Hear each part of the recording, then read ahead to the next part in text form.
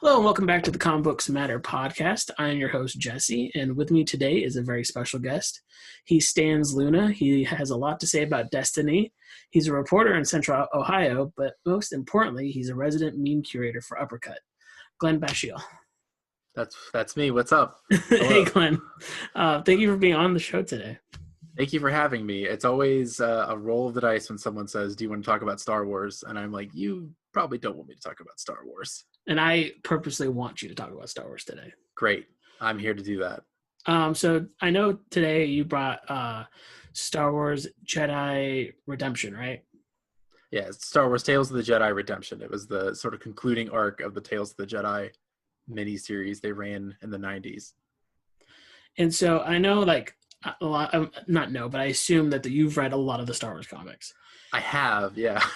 And so first I want to know what came first, Star Wars or comic books? Star Wars, I think. I think Star Wars comic books are probably my gateway into comic books. Mm-hmm. Yeah, I would say that's probably true. When I was growing up, I grew up in Indiana, and there was this really small card and comic shop that my dad would go to buy Star Wars collectible trading cards, of which my dad competed semi-professionally. Those card games, I don't know how they're played at all, ever. And so when I hear people actually play them like competitively, I'm like, how?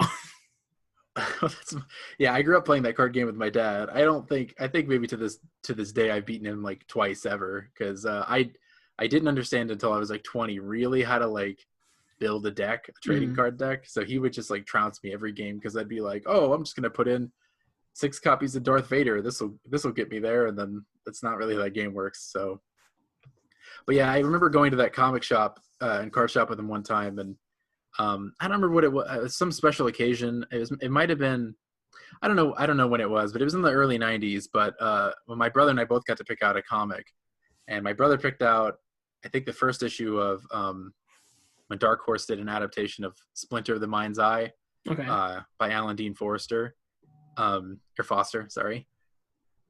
And I picked out the first issue of their Dark Horse's adaptation of Heir to the Empire, by Timothy Zahn. I don't know how much you know about extended universe stuff, but I would say I know more than most, but I don't know more than the hardcore fans for sure. Right. I know the Zahn books a lot because my parents talked about them all the time, actually. Yeah. That's sort of Zahn is very influential, sort of bringing back Star Wars in the 90s after it there was a Marvel comic that ran from the first movie to like 86, I think, and then it was like just weekly stuff. Like, it wasn't anything groundbreaking in those comics. Like, it was all pretty good, but like none of it was really where the direction the comics took after that. Because in the 90s, after they brought back Star Wars comics, they really wanted to build like a universe, like a not cinematic universe, but like a shared universe between the movies, the comics, the games, and all of it. And Tales of the Jedi was one of the first comics they kind of started that with, because as I remember reading about this recently and a few years ago, they sort of went to Lucas and they said, we want to do a sort of history of the Jedi and the Sith, and he signed off on that and thought it was really cool, and then was kind of like, they would give him ideas about what if the Sith started like this, and what if the Jedi were like this, and he was, on board with the whole thing. So they really built the history part of Star Wars with this comic series, which takes place like 4,000 years before A New Hope. And so with how much of that extended lore have you dug into comics wise? Like, have you read every single one of them? Of the Tales of the Jedi, yes. There's a lot of comic lines. And Dark Horse did just such a wonderful job with Star Wars. I think they did so many adaptations of so many different books. I haven't read every Star Wars comic, because a lot of them would be like an adaptation of a novel. Mm-hmm. I had already read the novel, so sometimes I would pick them up just for fun. But it was really by the whim of like whatever my local library had, because that was my main resource of comics when I was younger. Is the library, the local library, because I could put a bunch on hold, and it was right by my dad's work, so he would just pick them up for me on his way home, and I would I would just sit there and read every Star Wars comic I could read, and then I moved from Star Wars to Marvel and DC and other stuff. Yeah, I remember my local library. I remember they had every single volume of Star Wars Tales, and Oh so yeah, I read those back to back growing up as a yeah, kid, and like I know those definitely aren't canon at all because they were already not canon to begin with, but right. they were some of the most creative storytelling within that universe. Yeah, I think that's the thing that the Star Wars universe, the whole canon situation is very funny. I don't know how much you know about it, but there are literal tiers of canon Hmm. in the old extended universe where like the at the time 6 movies supersede everything underneath it. So if there's a continuity error, assume the movie is correct. And Gotcha. then there's like underneath that is like the books, the mainline books and comics and stuff like that. And then underneath that is sort of like some other random stuff. None of it's really like that essential. It's more like minor contradictions. And then there's a separate canon for like the TV for Clone Wars, which hadn't like been fully adapted into the like Star Wars canon yet. They Hmm. did that in 2014 when Disney bought like acquired Star Wars. Clone Wars became like mainline Star Wars canon. And then there was like they were gonna do that Star Wars Detours show, and that had its own separate canon because like it was a bunch of goofy like parodies and stuff. That was the Seth Green show, right? Yeah, that's correct. Yeah. And they even have I was just reading about it earlier. There's the end canon, which is non-canon stuff, and that's where you find a lot of the like Star Wars What If Hmm. comics. I don't know if you've ever read any of those. I don't know if it falls in the what if, but like the one that always sticks out with me is the one in the Tales volumes where Han crashes on Earth. Right, that's a great one. Yeah, Yeah, and yeah, that one is one of my favorites of all time. yeah. I really enjoyed those non-canon ones when they just kind of experimented and played around. Hmm. There was one where um, I'm pretty sure it was non-canon. Yeah, it was in Star Wars Infinity or Infinite, one of those two. I should have looked this up beforehand. But they did a what if Darth Maul survived episode 1 and they came back for Obi-Wan later, and Is, then is that that the one where idea. the one where he falls down like a trash chute and he has like rope like a spider body? Yes, Okay. he gets robot legs, spider robot legs, and then at that comic takes place like on Tatooine when Obi-Wan's in exile and Darth Maul comes to kill Luke because he knows that like Obi-Wan's protecting someone. Hmm. And so Obi-Wan, like old man Obi-Wan and Darth Maul have a duel, and then Owen Lars is there also. I almost just spoiled how this whole thing ends, and I don't want to do that because it's a great comic and everyone It's should very look it good. I up. remember that one too. And I was very pleased to see that Clone Wars sort of took that idea and then really ran with it. And I've not watched a bunch of Clone Wars, but I've seen some of those scenes with Maul and Obi-Wan, and I think those are really, really good stuff. So I was glad to see that sort of like that was because that was non-canon Hmm. originally. So I was glad to see they like kind of took that and changed it and made it better and then adapted it into proper Star Wars canon. Did you dabble into the later Dark Horse stuff where they try to do sequel stuff? Yes, I read Dark Horse. I've read when they did like oh god, what was that called? It was the series. Do you mean like the Yeah, Cade yeah, Legacy. Skywalker stuff? Legacy. That's right. Yes, Yeah, I read all of Legacy. I really loved Legacy. That was I'm a one pod. collection in. Yeah, it's I don't know how well it's aged. I loved it when I was younger and I was reading it. I was as a teenager. I really enjoyed it. I was Um, just reading it for the first time a month ago, I think it was. It's extremely still holds up extremely well. Good. I'm glad to hear that. I always thought that was a very cool idea, and that was the thing I've enjoyed most about Star Wars canon. In terms of the continuity, is the way that they, especially with this like the way they set up the Sith in these comics, and then the way they would borrow on it in like Knights of the Old Republic or in the later like Kevin J. Anderson Jedi trilogy, um, or in those in the Legacy comics, they had there was a Tusken Raider Jedi whose name I'm forgetting, but they like brought him back a few times, and then there's a big moment in Legacy that has to do with him. It's just very Mm-hmm. cool, you know. Yeah.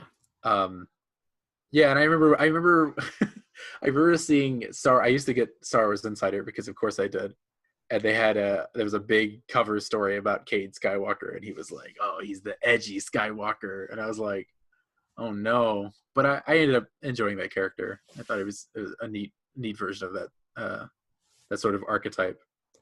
Yeah, that might be the only thing that doesn't age well is how edgy some of the outlying stuff is.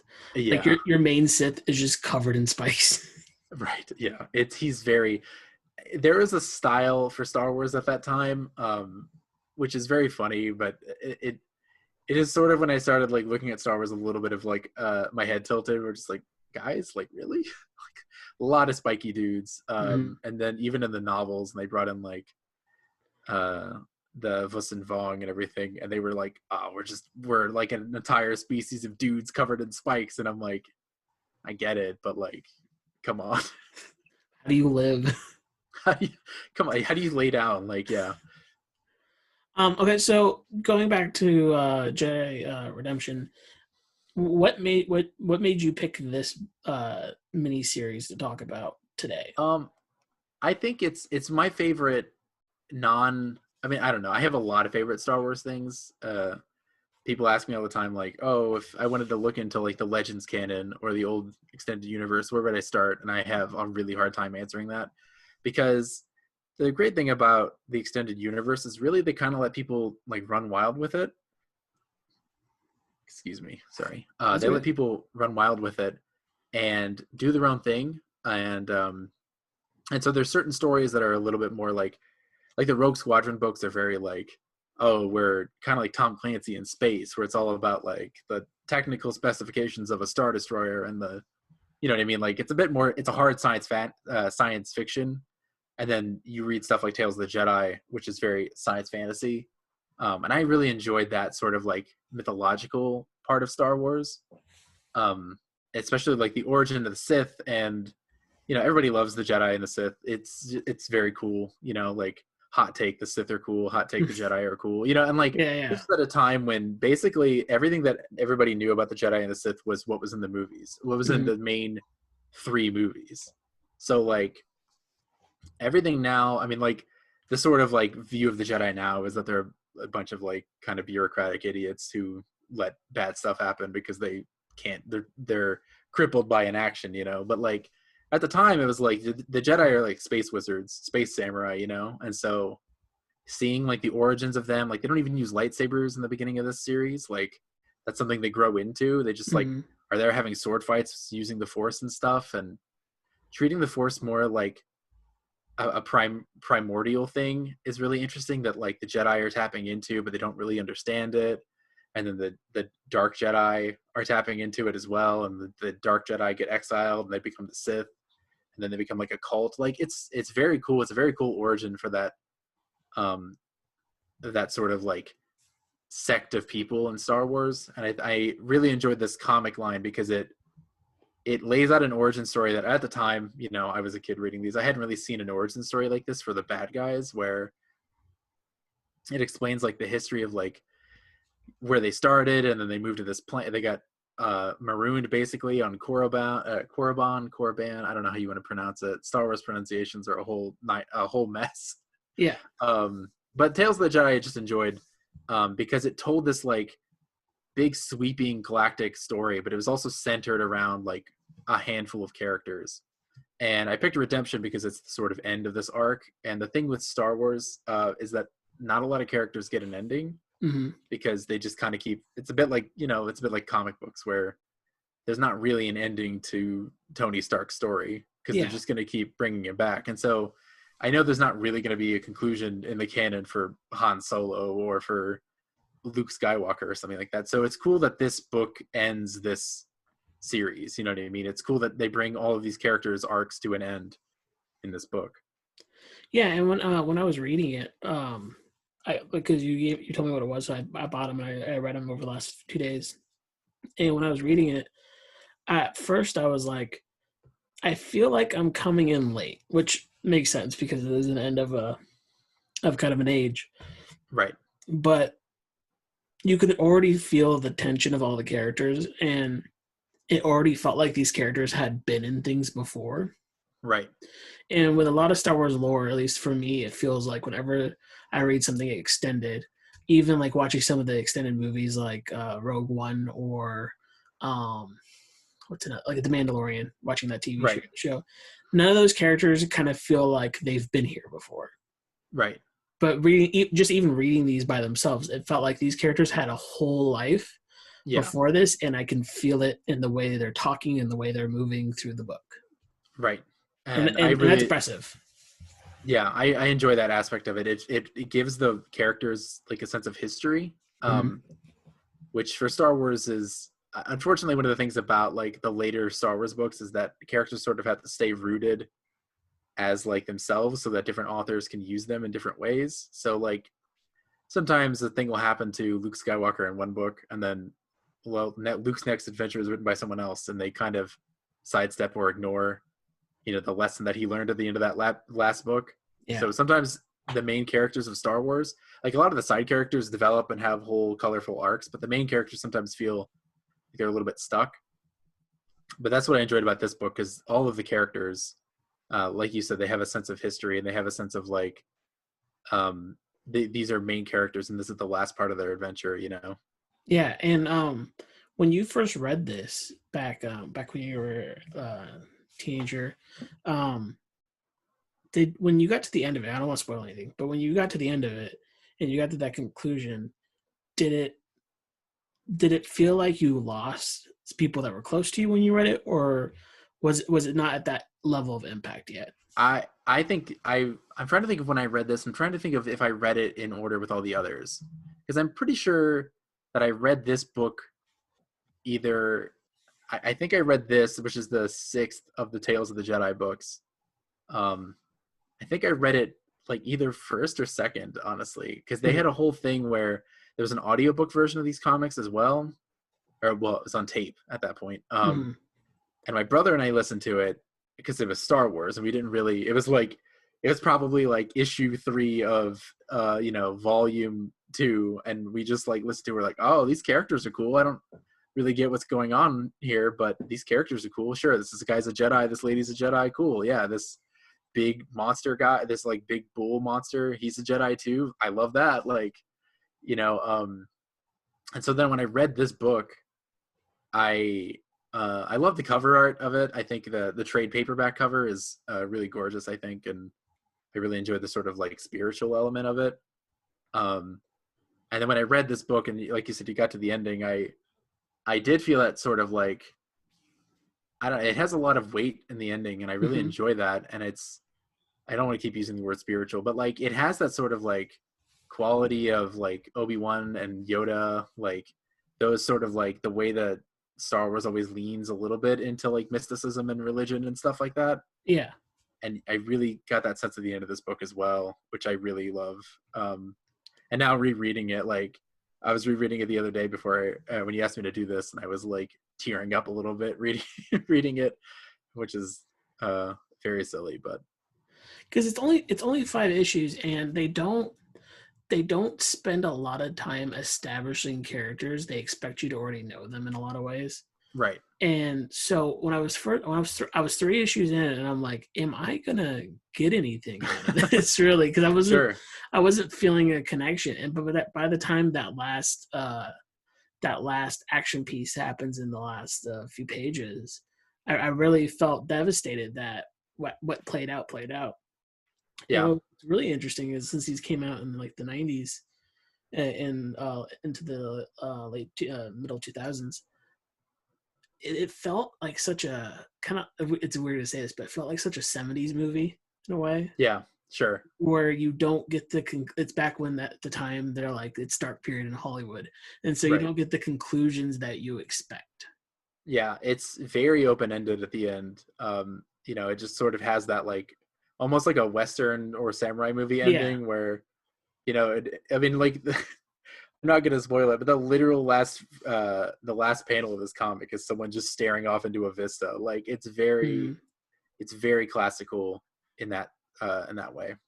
Yeah, and that scavenger character is very much that kind of Mm, bumbling idiot who kind of gets the weirdly last laugh, like in quotations, and like in this story, even though he really didn't matter at all throughout the whole book. right. He's just a guy. Yeah. Um, I don't know if you he doesn't. ever seen the movie Slow West. No. I will spoil that movie because I don't think anybody else will ever watch it. But the whole premise of it is this kid wants to find his the girl that he thought he's gonna marry, right? And it's a Right. western, and it's kind of like the end of the western, so like it's a bit more savage and more modern, and still in some ways. He gets a guy to help him get through the wilderness to get there, and at the end, he gets shot. She doesn't care that he's dead. Like they're in the middle of a gunfight, he just dies, and he realizes, oh, she didn't even know I existed. Right. And then the guy who led him through the path marries her, and they get together. Right. And so it's one of those westerns where it's like, oh, the world the world sucks. Right. And right. that's kind of what the Star Wars book made you feel. Kind of like the end, I feel like, is like, oh, even the fake world sucks. Yeah, and I don't know if there's a section of this where we can sort of talk about spoilers. We can't. I know you're avoiding them early on, but we can say now spoilers. Well, yeah, spoilers for the end of this almost 20-year-old comic. But the way that, like, I've always loved the idea of just sort of becoming one with the Force when a Jedi dies. I love that. When they do it in the movies, I think it's a really powerful idea and stuff. And the way they execute it in this book about, like, he's a character who's blinded to the Force and he has no connection to it anymore, but he's still part of it. You know what I mean? Like, that is a beautiful idea to me, that he can not have any connection to the Force, but like she says in the last part, he has the heart of a Jedi, which is, I think, really lovely and really beautiful. Yeah, it's kind of like even if you're done with the Force is probably not done with you. Right. Yeah, and it's such a bittersweet ending, but in the end, it is technically sweet because he got the redemption. Like, that's the point of the book. It's the redemption. It's not redemption of just him. It's redemption of a lot of characters. But right, he got the redemption he wanted, and he also at the same time kind of got the punishment he deserved. And it's a weird balance there. Yeah. And the other books do establish him as, like, I mean, there are a few characters in Star Wars that fall harder to the dark side than Ulick does, because, like, he just goes like the comics where he is like full tilt Dark Lord of the Sith are, like, very brutal, and he's just, like, killing people left and right. He kills his own brother, like they mentioned in this book, and that's a sort of, like, returning back to, like, coming to his senses moment is after he kills his brother. He's, like, stricken with grief about it. But yeah, and I thought it was cool of them to do I mean, redemption arcs are not an uncommon thing in Star Wars. Yeah. I mean, maybe the their bread original and butter. Yeah, the original trilogy is just one long redemption arc. Or the original 6 movies, for that matter, are just one long redemption arc. Yeah. For Anakin Skywalker. And so seeing it play out sort of a lot faster and in this in a different way is, I think, really sweet. I enjoy it a lot. And so after you read this growing up, like, how do you think this book in any way maybe influenced you as a person? It influenced me a lot. I think that the idea that, like, you can make mistakes, but as long as at a certain point you, like, move past those mistakes and commit to doing better, and always commit to, like, helping other people and finding a reason to live, and not just give up because you're wallowing in your own guilt. As someone with an overactive guilt complex, I relate to that very much. So that idea of, like, there's always a way to redeem yourself, and there's always a way to help someone else, I think is really powerful. And that's something that I've carried with me into adulthood. Just thinking back on, like, when I was a teenager and whatever, and just like, oh, I wish I'd handled this better. Or I wish I'd handled this relationship with this person better.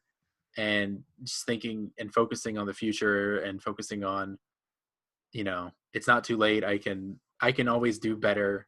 I can take what I learned from that and make sure that I don't make that same mistake and hurt someone else again, Yeah.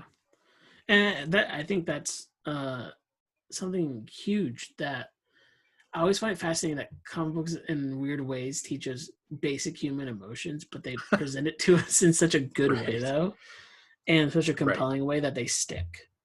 Yeah, absolutely. This was definitely one of those comics for me. Very, like, seminal comic for me growing up. I thought when you asked me to be on the show, there was no other comic I even thought about for a second. This comic is like on a deep personal level one of my favorites. And that to me is like the point of this, is like to find those core books that really just stick with you and either shake you to your core creatively, like I've talked to other people about, but emotionally is really what's important to me, like too, is because I want to see the change that these books can bring to people. And that's really cool to hear all of this through just a small 5-part series of Star Wars. Right. Yeah. And I mean, this is a character that, like, if you walk up to 99% of Star Wars fans, they're probably not even going to know him. And that's, and that's cool. I think that's great. Like, because Star Wars is so many different things to so many different people. I think that's the power of having such a big universe like that. There's always something out there for you if you like Star Wars. And I think that's cool. And so this sort of like really meditative comic, and I just really enjoyed this comic a lot. And Kevin J. Anderson, who wrote this comic, also wrote one of my favorite Star Wars trilogies, the Jedi Academy trilogy, who has a very similar sort of like is more Zen spiritual take on the Force and stuff like that. So does that have any connection to the video game? To which video game? The Jedi Academy one. Oh no! Well, they both are like Luke runs a Jedi Academy. That's pretty much it. That's the setup for the game, and also the setup for the book. But the book series is interesting because this was like those books came out right after these comics finished, right? So it was very much like Kevin J. Anderson set up a Sith Lord, Exar Kun, who disappears at the end of the Great Sith War, which is like the conflict just before this book starts. 10 years before this book starts, he just like vanishes off in the middle of nowhere. Or no, I'm sorry, they track him to Yavin 4 and they kill him. I was confusing him with someone else. They track him to too many Sith Lords. What can you do with all these Sith Lords? I can't hold all these Sith Lords. They track him to Yavin 4, and Ulick sends him there, and he tells them where he's going to be hiding, and they quote unquote kill him. But what I liked about that character is he's like this very like manipulative Sith dude. He like dies, quote unquote, on Yavin 4, but then Kevin J. Anderson brought him back in the Jedi Academy trilogy to be the like villain of that trilogy, because he's like just dwelling on this temple like hidden in the middle of the jungle on Yavin 4, and he's like corrupting some of Luke's students to the dark side.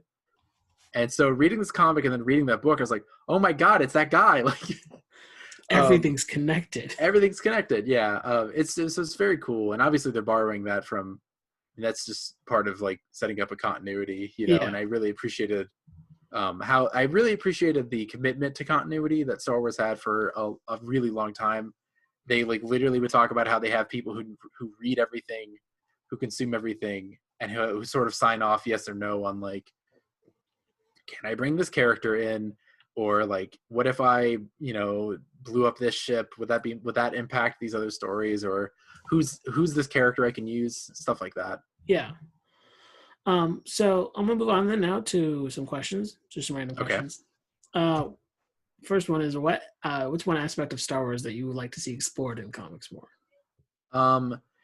Well, I have not really read. I read the first sort of run of Marvel's take on Star Wars, and I don't know. I have sort of like it's sort of that thing where you learn a foreign language, and then you learn another foreign language, and the two have a hard time dwelling at the same time in your brain. Yeah, I get that. I learned German in high school, and then my college wouldn't accept German as a foreign language, so I had to learn Spanish, and now I can speak neither because they're so intermixed in my brain. It's basically useless to me now. So it's a bit like reading the new canon of Star Wars for me is kind of like that, because I'm like, I will see like, oh, this story set here, and I'm like, that's not what Luke Skywalker's doing during that time, or like, Darth Vader wouldn't do that, but like, this is the new canon, so yes, Darth Vader would do that. You know what I mean? Yeah. Well, let's say it's still the Dark Horse universe. All those books are still around, but like, is there a section of the universe that you wish was just deep dived a little bit deeper? I would love to give an answer to that, but I think the great thing about comics and setting stories outside of the main focus of a story like Star Wars is that you can always be surprised. Hmm. So I don't know what I would say is like, oh, I really would love to see this comic, because honestly, I just want to be surprised again. Like, I didn't know anything about this book when I picked it up. Like, I didn't know Yeah, who this Jedi on the cover was or anything like that. So honestly, I mean, I should get back into reading Star Wars comics anyway. I hear But they're good. yeah, I'm sure. I'm sure the work they've done is really good. It's hard in my brain to like I said, it's just hard to have these sort of two overriding like Yeah, competing competing content. continuities. Yeah. Trust me, as someone whose big fandom is DC, who reboots continuity, so you're trying to mesh them together. I get it. Right. Yeah, absolutely. So another question is, who do you think is the most underrated character in Star Wars right now? Right now, canon or not canon? You one of each. One of each. Underrated character in the old canon, I'd say I think a character like Wedge Antilles is great. He has this whole series of books. He's fantastic in those as like the sort of squad leader for Rogue Squadron, and I enjoyed those books a lot. I also enjoyed like I honestly just enjoyed like all of the sort of Jedi characters that Luke meets and trains throughout those books. But what I really, I guess one of my favorite things about old Star Wars continuity would be that they would set up a character in one person's book and then bring them back several times. Yeah. And they brought back this one Imperial commander so many times that basically by the end of his sort of like arc, he's like practically a good guy. Admiral Pelion, I'm pretty sure that's how you pronounce it, Pelion. He's like Grand Admiral Thrawn's second in command. Mm-hmm. So they introduce him in those books, and then he endures throughout, and he like sort of is one of the Imperial leaders after that. And I just enjoy the way they bring him back, and he's always just kind of like this like gruff military leader who's just kind of very tired of being at war with the New Republic, to the point that basically at the end he's just kind of helping them, and he's like they have a mutual respect for each other, which I thought was cool.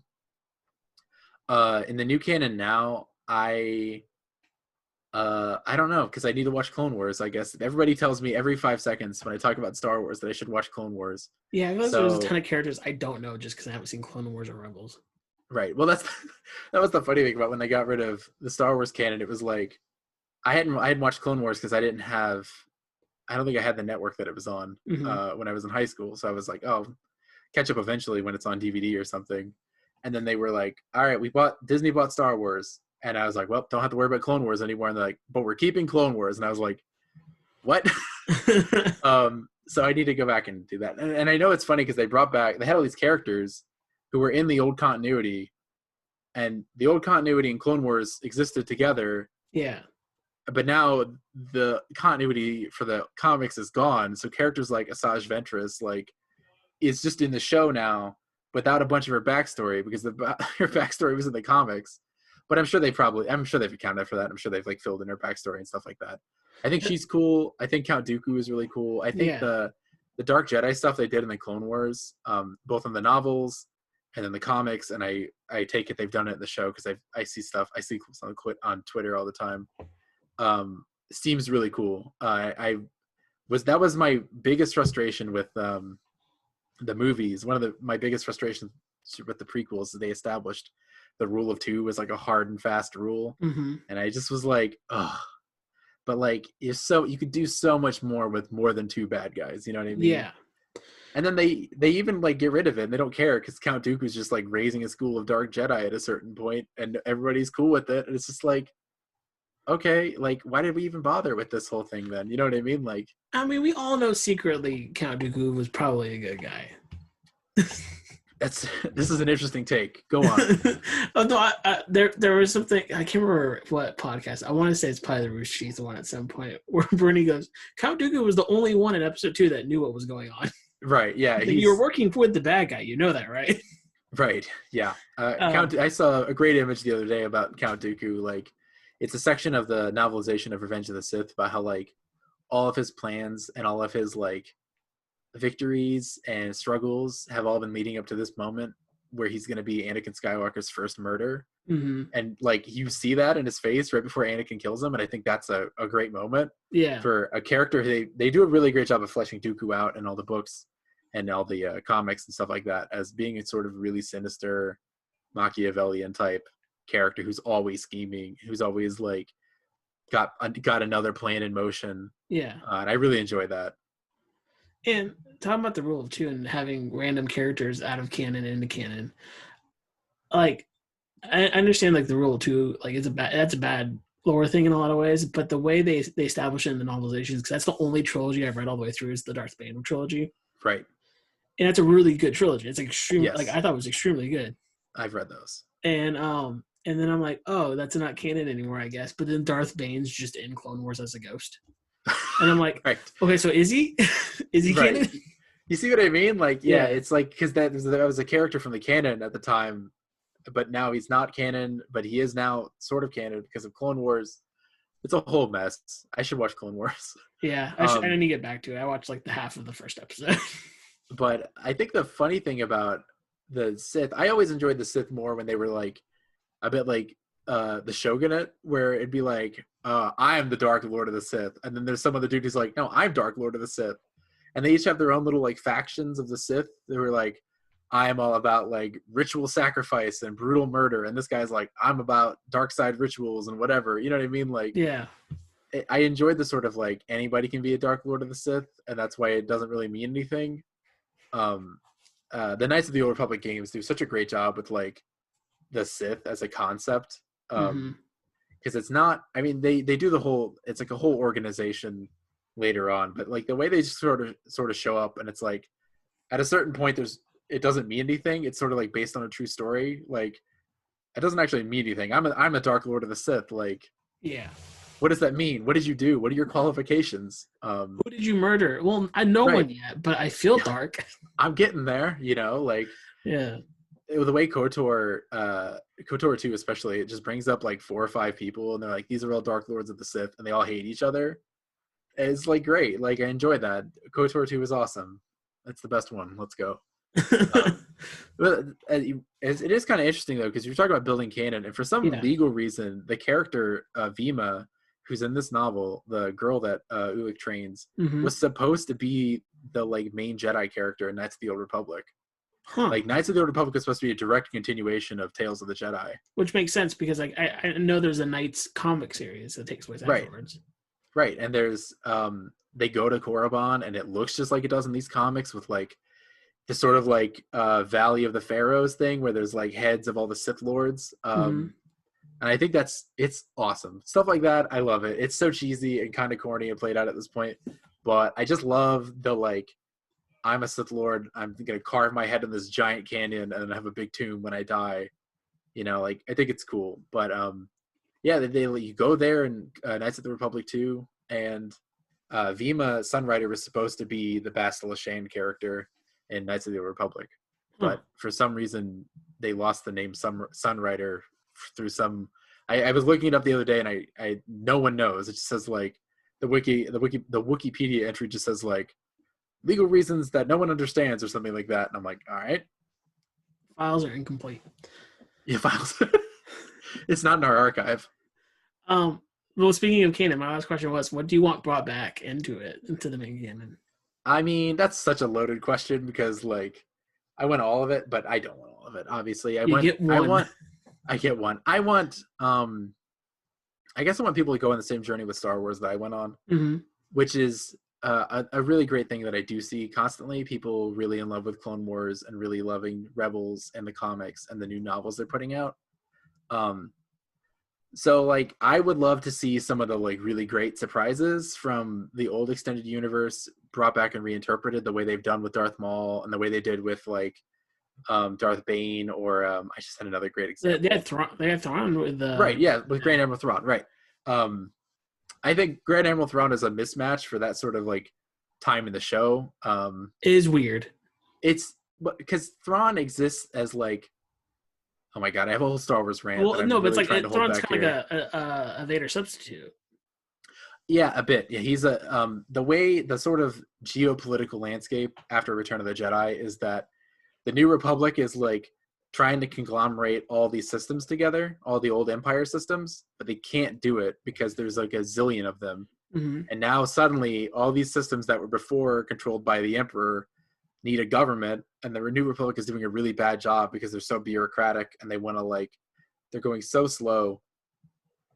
Excuse me. They're going so slow in rebuilding a working government and a working Republic and Senate that like the Empire remnant, the Imperial remnant is just out there like controlling systems, but no one in the Empire can get their act together and rally around anyone because every Imperial warlord has like 3 Star Destroyers, and if they all came together, they could blow up the New Republic, but they won't because they can't agree on anything.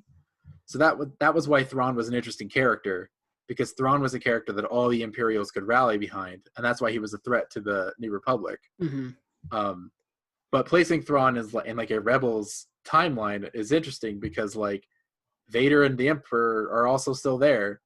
So he's just sort of like a very cunning like military commander, yeah, he's which just is like cool. chief strategist. Right. I've seen the clips and I've watched like chunks of those episodes because my brother loves Grand Admiral Thrawn. He's like his favorite Star Wars character, and he's like, gotta watch these clips. And so he sent me some scenes, and I really love what they did. I really like that interpretation of the character. I'm trying to think of another. I would love to see. I would love to see some of that the sort of history stuff. Star Wars get brought back. I know the Clone Wars has a lot of really good like Dark Jedi Sith stuff, and I would really love to see like maybe a handful of these like random Sith Lords show back up in the same way they do in the Jedi Search books, where like I don't know, some character from is Clone Wars over? Clone Wars is over, right? It just ended. Yeah. It just ended. Okay, well then not Clone Wars, but whatever they do next, I would love to see, just someone stumble on some ancient Sith dude who's like just been biding his time in a temple, hibernating for 4,000 years, waiting for his revenge. I guess they kind of just did that with Rise of Skywalker, so that plot beat's kind of played out. But I guess they did it. I guess you would say they did that. I guess I would actually really like to see a cool and like I would really like to see a good fall to the dark side the way that a lot of the comics and a lot of the books did with different characters. Because in the movies, the way it is like, I think the movies do a good job of it. You know, Anakin like turns to the dark side out of selfish reasons because he's like afraid of losing Padme and everything. But I would love to see it. I would love to see like a little more of the like temptation of the dark side, like you see in these books, where the dark side is like a sort of eldritch thing where no one can comprehend it fully, and everyone's tapping into different parts of it, but they don't ever really understand all of it. And I think that is an interesting concept that I would love to see someone explore in a book or a comic or a miniseries or something. I don't want to set you off with another tangent, but because I know this might, but in Last Jedi, the pit, right? The idea of the pit, the Eldritch pit, right, that represented the Sith and the dark side of the Force, like that symbolism of what the evil is. I think is super fascinating. Yeah, I love that. Sorry, go ahead. Oh, and I would just love to see kind of like a version of that where you can feel the dark side tempting people and making them hallucinate and like just shifting their personality.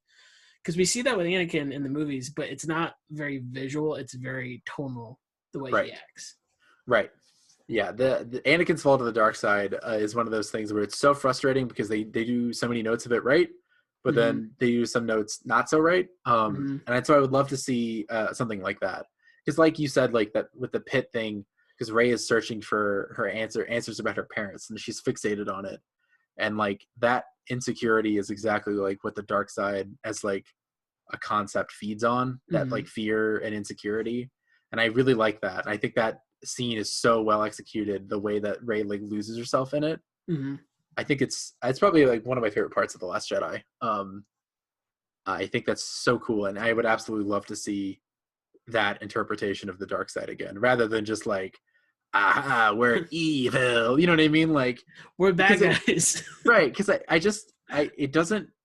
never seems like in the movies there's ever really a good reason to join the dark side. Do you know what I mean? Like, yeah, like the Emperor succeeded for a while, but ugly. Like you get ugly, nobody likes you, Nobody likes hanging out with you. You know what I mean? Pretty sure you Like, stop showering because everybody looks like they do.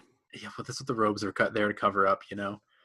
But I would like to see that sort of like the gray shades of the Force, and I did like that the Last Jedi sort of set that idea in people's heads, like Yeah. the Force as like a bigger concept than just black and white. There's a bunch of really wild stuff in the old extended universe that has like there's like these not wizards, lizards. There are these lizards that are also Force sensitive monks that fly around the galaxy, and they don't believe in the light side, and they don't believe in the light side or the dark side. They just believe in the Force as like a gray, which is like, and they show up like twice ever, and they're never brought up again. But the idea of like a gray area in the Force is really interesting. Yeah, Which I it's think super fascinating. I have seen. I know enough about Star Wars canon to know that that is something they're exploring currently with. Because I've seen that's a concept they're doing with Ahsoka, where she's like, I'm not a Jedi, but I'm someone who uses the Force. I think that's like really cool. The scenes I've seen of her in Rebels where she has like a white lightsaber is incredible, and I absolutely loved that. I got chills the first time I saw it. Again, having no connection to the Rebels or Clone Wars, and knowing nothing about either of these characters, but the duel that she has with Darth Vader in Rebels is like I was watching it. And it was like that feeling I got when I was reading these comics of like, oh my God, like this is like, I was like literally getting chills watching it because it was so like intense and cool and like symbolic and metaphorical and meditative. And like all my favorite things about lightsaber fights, like that fight has, you know what I mean? Like I love when lightsaber fights are used as more of an extension of the two characters' wills and their personalities than it is just like flashy or swinging lightsabers at each other, you know.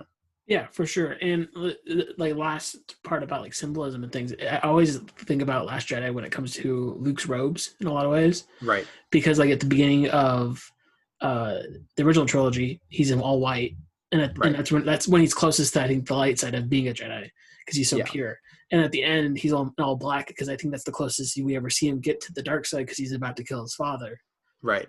And then when we see him in Last Jedi, he's gray because he realizes like nothing is equal. There's no such thing as an equal side. Well, what I loved. Sorry, I keep interrupting you. You're fine. Well, what I loved about Luke in Return of the Jedi is that he has the black robes throughout the whole movie. Until he has that, like, he wears the black robes, he looks really cool, and he has this whole fight with Vader and the Emperor. But then afterwards, like when he's carrying Vader to the shuttle, as the second Death Star is blowing up, you can see that like part of his like tunic is like falling off a bit, and it's all white underneath because he's like beaten that temptation. Do you know what I mean? Like for sure. I love that. It's like Return of the Jedi is my favorite Star Wars movie. Don't at me. It's awesome. I love it so much. I'm not gonna fight you on that. I think the Luke Vader, I mean, like, people have problems with that movie. That's fine. You don't have to love everybody does not have to agree on Star Wars. But like the Luke Vader Emperor stuff in that movie is like my favorite Star Wars stuff. The conversations about the Force are my favorite like Star Wars things ever. You know what I mean? Like Yoda, Star Wars for me is more about Yoda pulling the ship out of the swamp than it is about like the Death Star blowing up. I mean, I love it all, but like I love the spiritual moments about like finding the strength in yourself to do something. And I really love that something they've set up too with The Last Jedi, where about how, you know, anyone can be a Jedi. It does not, you don't have to be just like in the right family. And I love that. I would love to see more of that, of more of people as the canon goes forward. I would love to see more people finding the Force within themselves, you know, and like making something with that and stuff. Yeah, I agree because I like that. Those are the most fun stories when the characters are wholly their own. They're not embodied to a legacy of sorts. Like that's why I kind of breathed a sigh of relief when I saw the end credits of Rise of Skywalker because inside of me, not that the movie, I thought the movie was like terrible or anything, but like inside of me, I'm like, there's a good chance now whatever comes next is going to be fresh. Like there's no legacy attached now. Yeah, definitely. So I'm excited to see what that becomes. Yeah, I I'm in like such a weird place with Star Wars because I love so much of it and I don't like so much of it, and I'm like very mixed on a lot of it, and I don't like. There's just like so much of it now because I like after they sort of like blew up the canon, I was like, I don't know, like I don't want to really get into. Like I just had a hard time getting it back into the second continuity of it, like we kind of already talked about. But I don't know. The more I've seen people talk about Clone Wars and seen clips from Clone Wars, I'm like, man, maybe they do get it. Like. Watching a little bit of The Mandalorian, which I should get her back around to finishing now that I have nothing but time.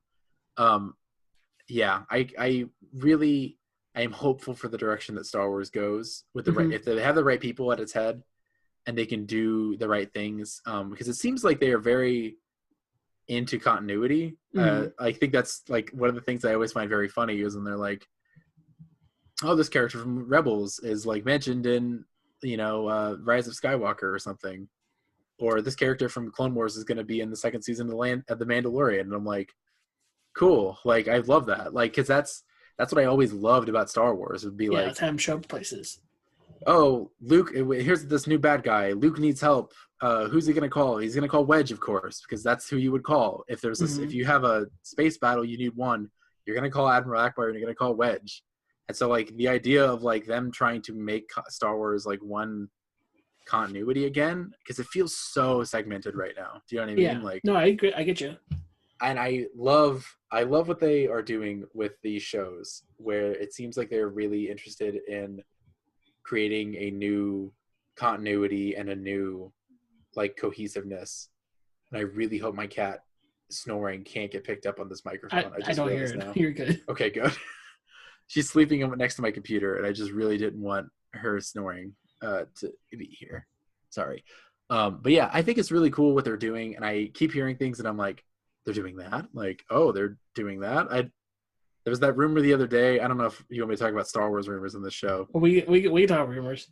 But there's that rumor the other day that they're bringing back Boba Fett, and of course they're bringing back Boba Fett because why not? He's everybody's favorite character, including mine. Whatever, call me basic. Boba Fett. I love Boba Fett. He's one of the best designed characters. Yeah, he's got yeah, seriously. When he shows up in the holiday special, that's the only good part of that thing. And then showing up. The person pouring the drink out of their head is pretty good, I think. Yeah, it's pretty good too. Yeah.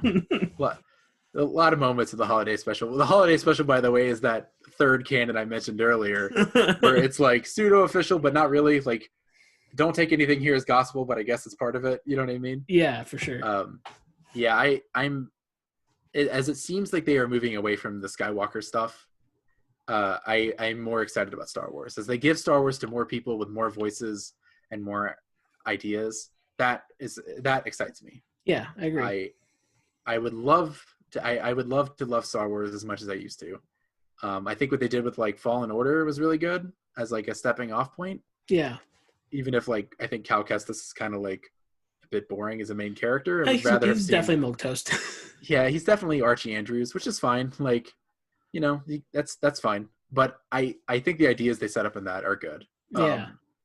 And I don't know. Star Wars is cool, and I'm happy that like Star Wars is so like sort of toxic to talk about sometimes, but I'm always happy to see people like it. Honestly, even if I'm like kind of lukewarm on it these days, no pun intended, I'm really happy to see people still enjoying Star Wars.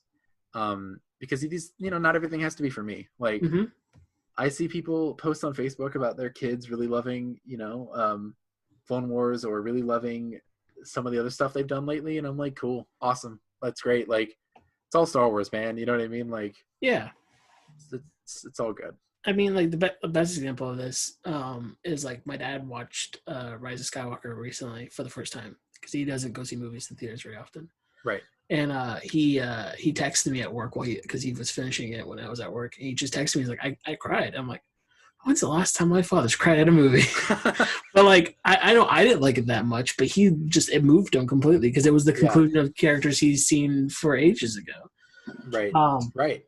And every fandom, I think, is toxic, and it can be very toxic. I don't think there's a single fandom that gets away from it. But if you can accept that not everything in the fandom is ever going to be for you, and that the reason it's not is because you are not everybody. Right. I think that's a very important thing to keep in mind, and that some people just can't. Yeah. And even if it's poorly written, it's someone's favorite thing. and Right. someone put their passion into it. You hope. Yeah, and and I will fully admit that I used to be very much like one of these when I used to be very much Mr. Toxic Star Wars fan like 10 years ago when it would I be was very like, much Mr. Toxic comic fan, not even like 3 years ago. yeah, like, oh, you like the prequels? Like, I don't know about that. You know what I mean? Like nowadays, when people say they like the prequels, I say that, but like 2 days ago in Discord, Caitlin said that they really liked Revenge of the Sith over the rest of the movies, and I was stunned by that. But that's just because I don't really think it's a very good movie. But not that like whatever. People have different tastes. That's totally cool.